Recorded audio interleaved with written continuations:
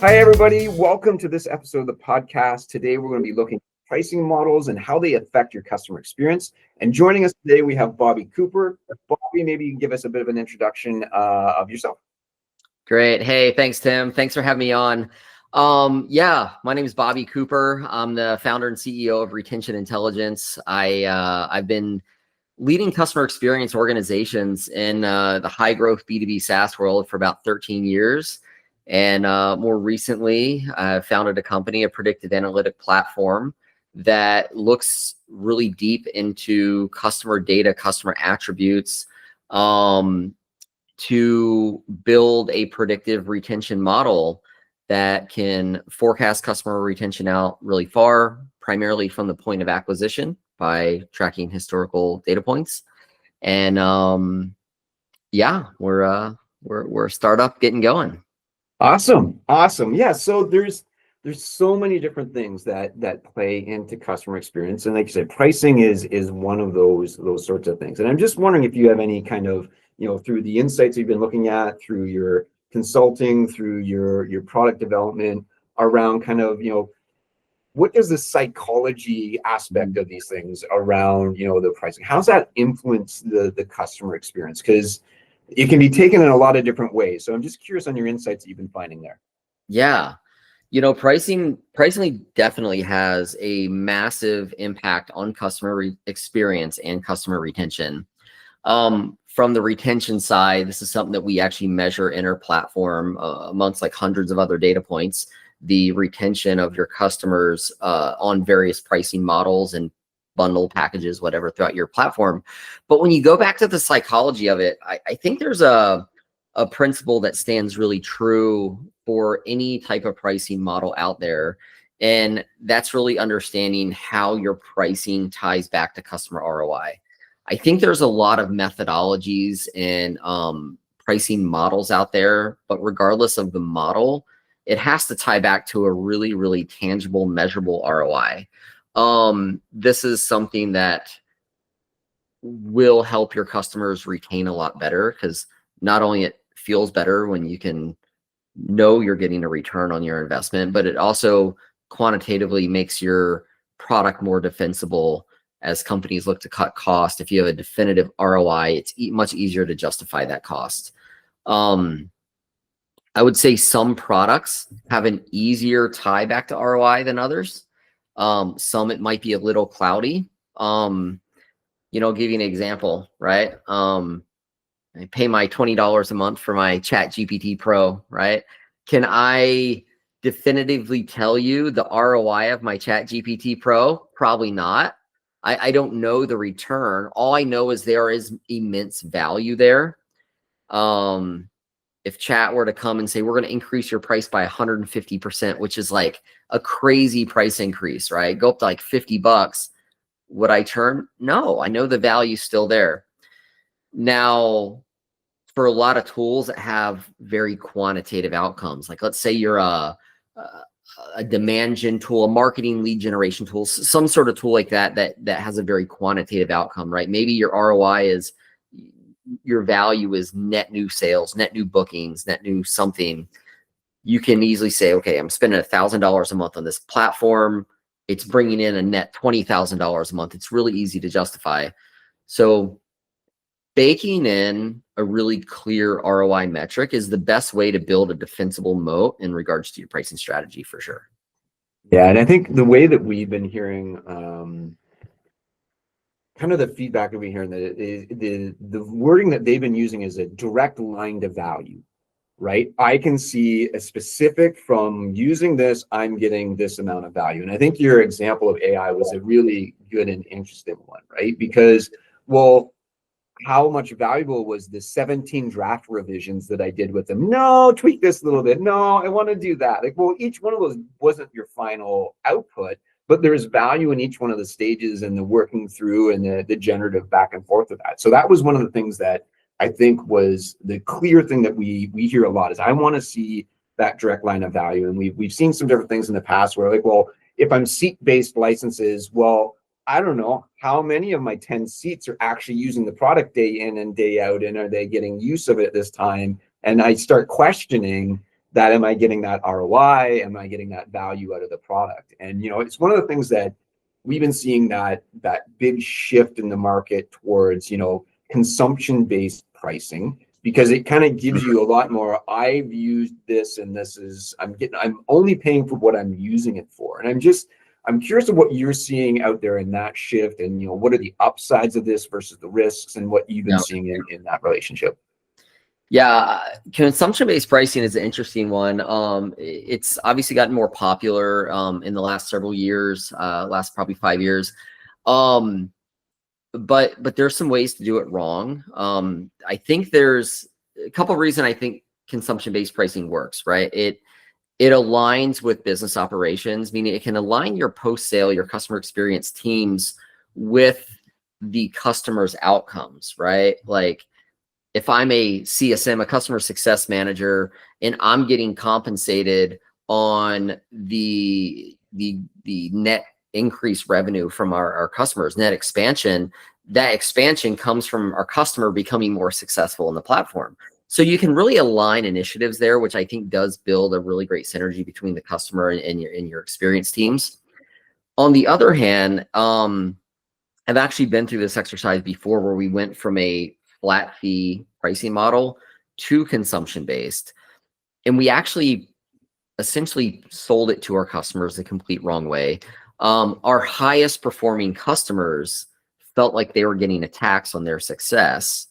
The lowest performing customers were like, this is awesome. I got your product for almost free now.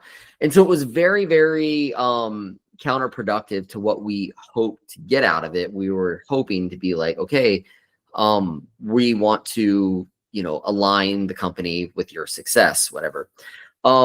I think the one area that we went wrong, and my advice to anybody with consumption model, is making sure you have very, very clear attribution on those metrics as they grow.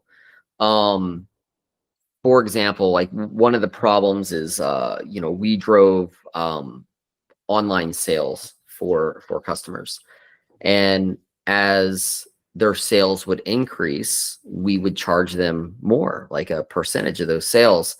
Well, a lot of the customer feedback was like, well, we're investing millions of dollars into other channels that also drive sales. So I don't believe that 100% of this growth is attributed back to your product. So you need to have really, really clear attribution metrics in your product, so you can definitively say, because of my product, because of my value, we increase your net sales by X amount. That makes the conversation really easy, that the customers are being charged or taxed, not just on their success, but on the increased additive value that you continue to bring them over time. Yeah, and I think we've internally we've got kind of referred to as almost like the SaaSometer, where it's kind of at the very beginning is like, I'm going to buy all the hardware, old traditional software. You're going to buy the hardware, the software, you're going to host it on your own infrastructure and everything there, and all the risk is on the customer at that point, bring it all in. Then you get to kind of like the SaaS world of things from a subscription. Now I don't have to take on that infrastructure. I'm just paying for my licensing of the software. And then the full on where you're going over is right into outcome and usage-based pricing. So all the risk is now on the vendor, not on the client. But then you got to be, like you said, you got to be really, really careful there, because if you're going to outcome, and my outcome is really a great outcome for your business, and what I charge you for every time that outcome happens is a large portion of the benefit or the value that you're getting from the customer from that, then it's like, it's a big, I'm seeing as a massive tax on my success. So it's a lot of interesting things along those lines that you have to take into effect. And I think as you're looking through there, right, as a sales organization, you're looking at kind of, that scalability of my pricing. I want to close deals quickly, and I want a simple product catalog, but at the same time, I want to be fair to my customers and how they're using it. So I'm curious on what you're seeing on how companies can kind of structure their pricing, being able to do that, it allows you to be able to scale and scale up your sales team and your capacity, but at the same time, bringing that fairness to customers. Yeah. I always like to, I'm gonna go back to value and ROI quite a bit here, because I think there's a lot of strategies based on it. Some of the best post-sale, like customer experience reps that I've had in the past in terms of expansion or customer, revenue growth, that were able to get customers to pay more, whether it be through licensing, the consumption model or whatnot. They didn't necessarily focus directly on the sale of the seat, the sale of the price increase, whatnot. They focused on the customer attributes or workflows that led to that. And so I think going back to how you operationalize your post-sale team to create a better customer experience, it's really imperative that they know those underlying like behaviors or values or metrics that lead to more added seats or whatnot. Kind of give you an example here. Let's say your average customer, it is frequent that a lot of customers may work at 90% capacity of seats and always have a few excess seats. Well, what does it take for them to, consume more seats? Is it just they're hiring more people, or are you displaying so much value in your product that they want more utilization within their company? So I think the best post-sales reps, they are focused just on those types of metrics of understanding how they can penetrate the product throughout the business and continue to get additive value. So the purchase of extra seats or the increase of assumption is something that the customer wants to do because they fully believe there's additive value.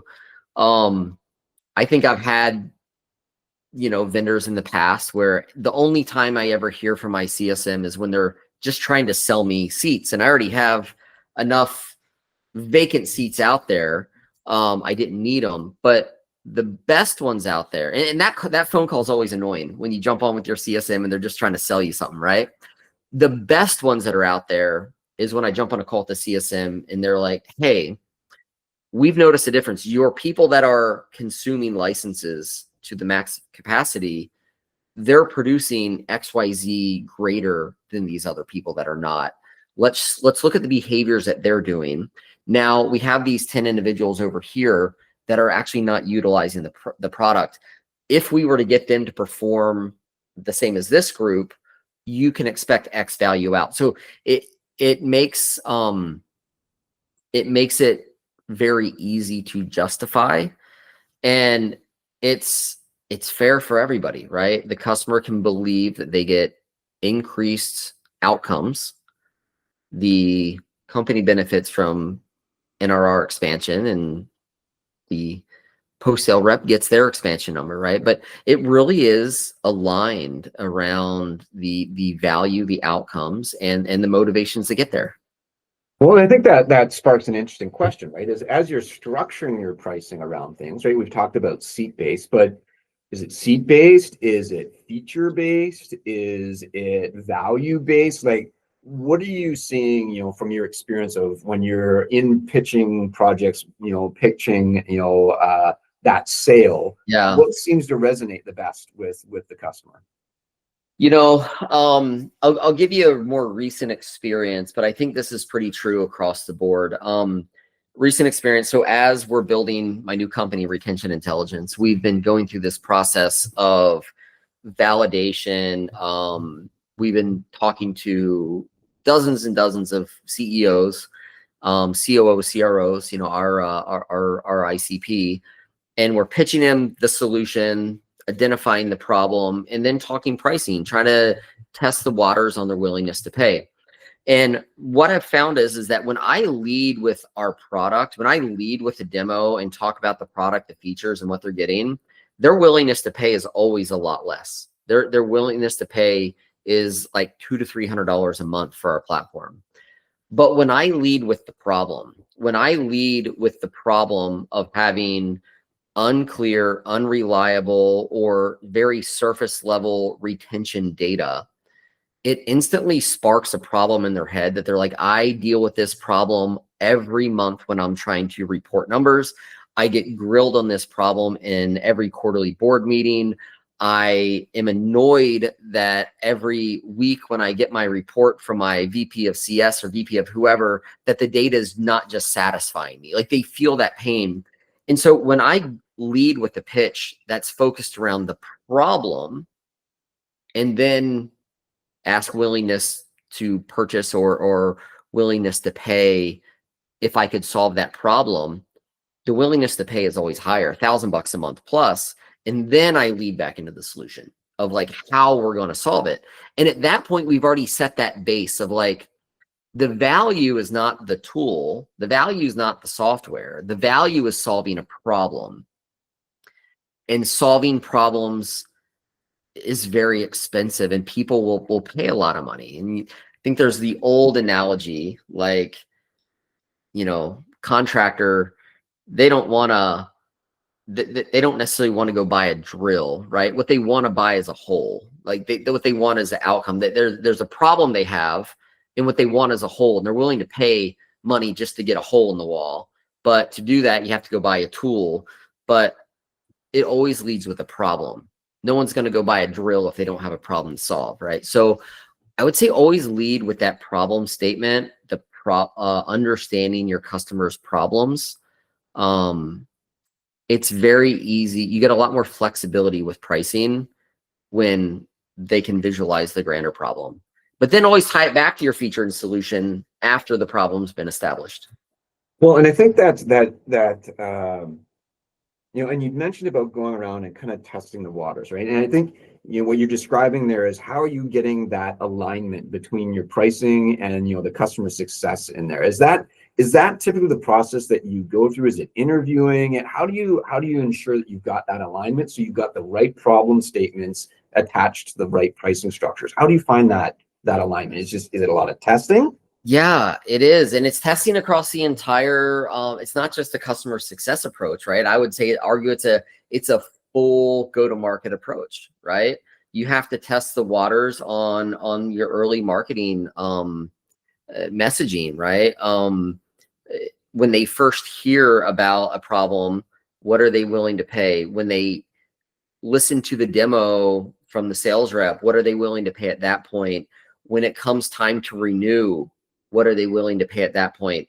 So I think this is where having a very, very cohesive message across the customer journey is imperative.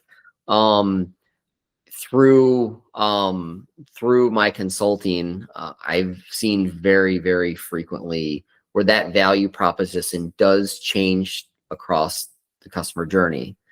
Marketing may say one thing, the sales rep says another thing. Marketing may have this grand vision, right? Which is awesome. The sales rep, sometimes they may narrow that vision down to that one emotional trigger point that they know the customer will bite on, but it then kind of narrows it down. Then when it gets into implementation, sometimes that conversation changes from the grand vision to the singular pain point to more of like a technical, tactical conversation that might be like less value oriented. And then it goes on to customer success, where sometimes, we'll just say that a lot of the world there is very reactive, where your value sometimes is less on that problem to be solved. And the perceived value is how much is that customer success rep doing for me? Are they answering my emails? Are they solving my reactive problems? And then what that can cause is this disjointed value proposition across the board.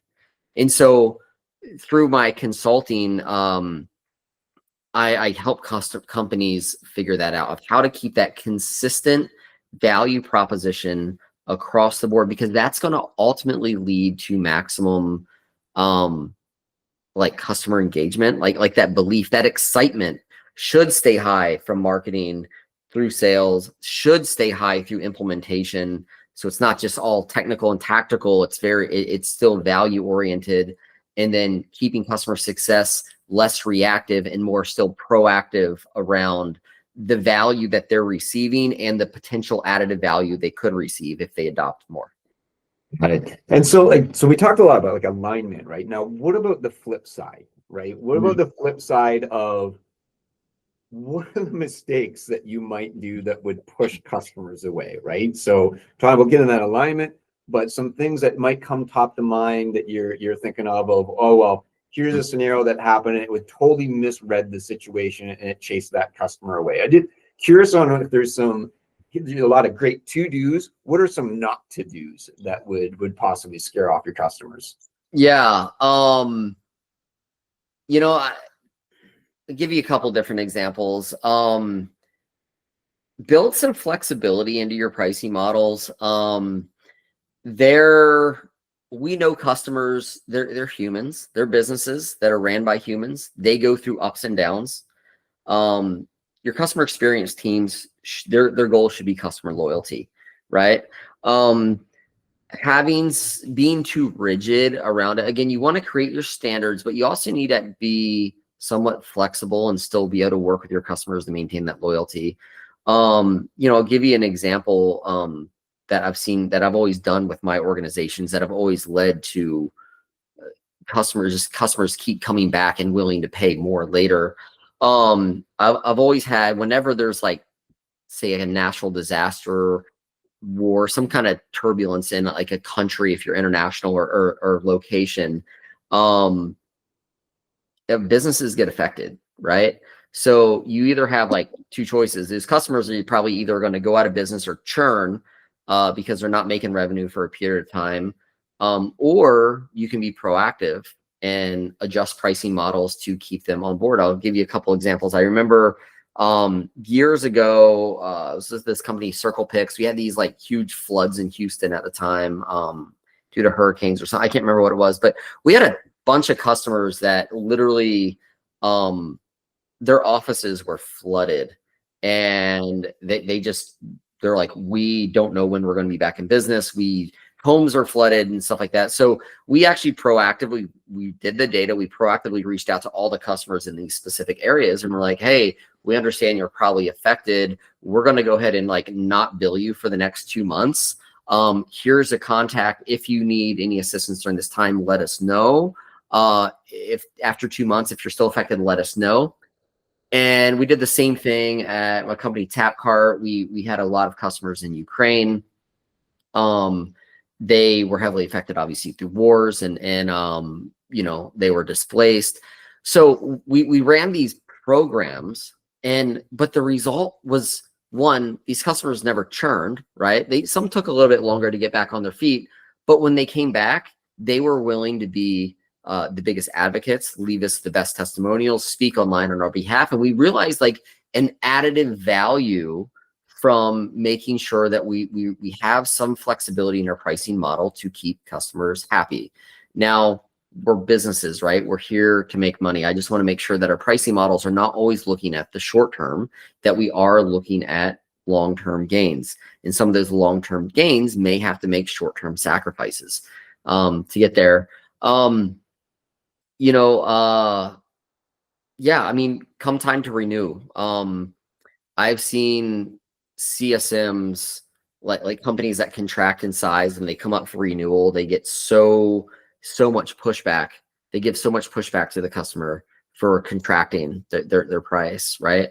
But really what you need to do is consistently right size your customers so they get that maximum ROI. Going back to the first thing, right? Beat the dead horse here. It's ROI. It's measurable ROI. If your customers are contracting, yes, they're going to pay you less money, but still put them in a position where they're receiving maximum ROI. And that's just going to create a much stronger, healthier customer base overall. No, good examples. I know we have one of our customers, Garmin, did exactly the same thing. When the pandemic hit, everybody had all of their trackers that were going out in the national parks that we're now not allowed to go into. They did the same thing. Hey, look, don't worry. We'll just suspend your account. You don't have to close it, because reacquiring a customer is much harder, right, than just deactivating one. Don't worry. We'll disable the account. Whenever you use it back again, you're still a customer. You're good to go. Let us know when you come back online, right? And it was fantastic gesture to the customer base, and it increases loyalty, right? Yeah. Into they're treating me well, right? I'm not just a number. They understand what I'm going through. Makes sense, right? So those are great examples. And I think just, if there's anything else, just wondering if you have, any other, kind of final thoughts or things or points of advice around, aligning your pricing and your customer experience. Yeah. Things change, right? I think the biggest thing is always look at your data, always research, always look at your data. That was really why we started retention intelligence, is because there's so much underlying data in your customer base, in your customer data, that those signals that tell you what keeps customers around, all those signals are there. Pricing is a huge element, whether it's pricing structure or level of pricing. Just do the research, do the data. If you want any help, happy to chat about it. Hit me up online on LinkedIn, Bobby Cooper, Bobby at retentionintelligence.ai, or just look us up on retentionintelligence.ai and let's chat. Fantastic. Well, thank you so much for joining us, Bobby. I hope everybody took some great information away from today's session, and we hope to see you on the next episode.